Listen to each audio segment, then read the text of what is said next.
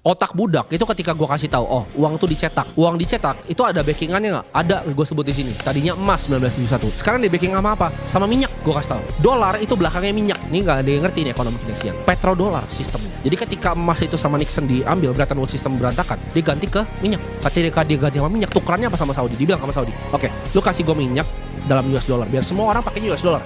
Jadi reserve currency dunia karena semua orang butuh minyak. Nah ini yang diganti dengan apa sekarang? Kalian pikir ke depan ini akan seperti apa gamenya? Mereka main seperti itu, lalu mereka tuker senjata sama Saudi. Oh ini gue kasih tank, lu gue kasih ini. Tapi lu kasih gue minyak sama US dollar. Makanya semua Cina itu fokus banget dengan electric vehicle. Kalau lu datang ke Chongqing sekarang, itu semuanya listrik. Kaget lu sana. Itu udah kayak di masa depan tuh udah lewatin apartemen, kereta. Semuanya mobil listrik di Chongqing, bayangin. Jadi kalau lu mikir dunia ini cara kerjanya masih kayak lu pikir, lu ketinggalan. Cina ini lagi melakukan ini, Rusia juga barengan. Kenapa? Karena mereka mau banjirin dulu. Mereka mau banjirin, lu lihat kan BYD masuk ke Indonesia dia banjirin kan. Dia akan banjirin dulu dengan mobil listrik. Kenapa? Biar US-nya lepas speknya sama petrodolar ini. Biar pakai mobil listrik, itu agenda mobil listrik. Ini gue bongkar nih cara pikir elit global. Mereka itu mau bongkar ini semua ya. Mereka tahu uang itu dicetak tapi karena minyaknya dibeli pakai ini dipakai sama komoditas. Nah ada yang ngomong lagi, oh lu nggak ngerti inflasi karena otak lu budak, lu baca buku siapa, belajar dari mana. Orang kan bilang, oh ini kayaknya datanya begini. Datanya yang kasih siapa, ya kan? Buku yang lu baca, buku yang mana? Lu pernah baca edisi pertamanya Adam Smith?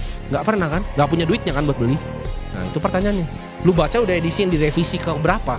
Udah didesain nih buat diajarin di sekolah, diajarin di kampus. Otak lu nggak bisa keluar dari sana.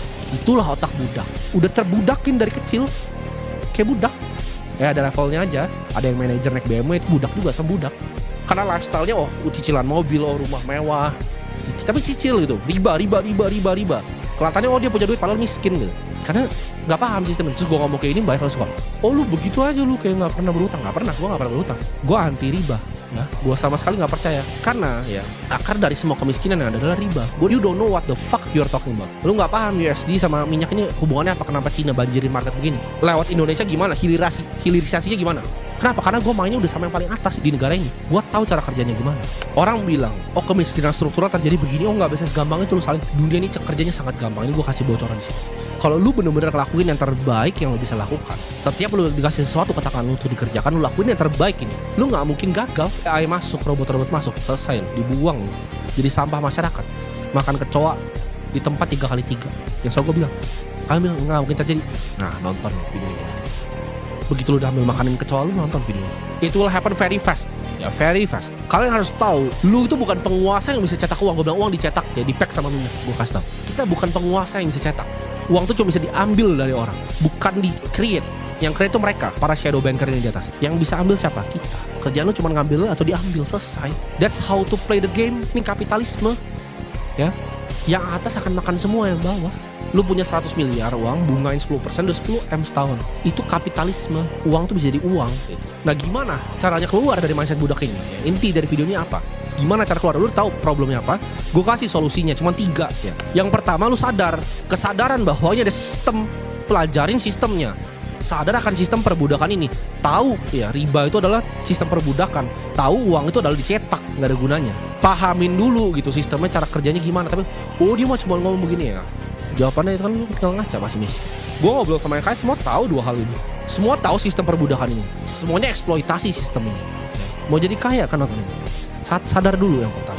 Kedua, knowledge is power. Ya, kalau pertama itu sadar, kedua kalian sadar lagi. Kalau pengetahuan ya is everything. Beda gua sama lu itu cuma di otak. Perbedaan kita nih, kenapa gua kaya dan kalian belum kaya? Cuma di otak. That's it. Bukan di hoki, bukan di apa-apa, di otak. Lu kalau punya otak kayak gue pasti jadi kaya langsung. Dimanapun lu berada. Gue bercanda-bercanda kemarin karena macet pulang. Gue bercanda sama partner gue si kakak. Kalau kita di drop di sini, cuma dikasih HP apa yang kita lakukan, dan kita bisa skemain berbagai macam cara gitu untuk jadi kaya lagi. Karena orang kaya itu nggak bisa jadi miskin, nggak bisa. Karena udah punya otaknya of how the system works. Eksploitasi di titik yang mana, udah tahu semua. Itu kayak main game. Lu udah jago sekali main game, lu balik ke level yang awal lagi, lu jadi yang paling jago di situ, lu bantai-bantai semua orang.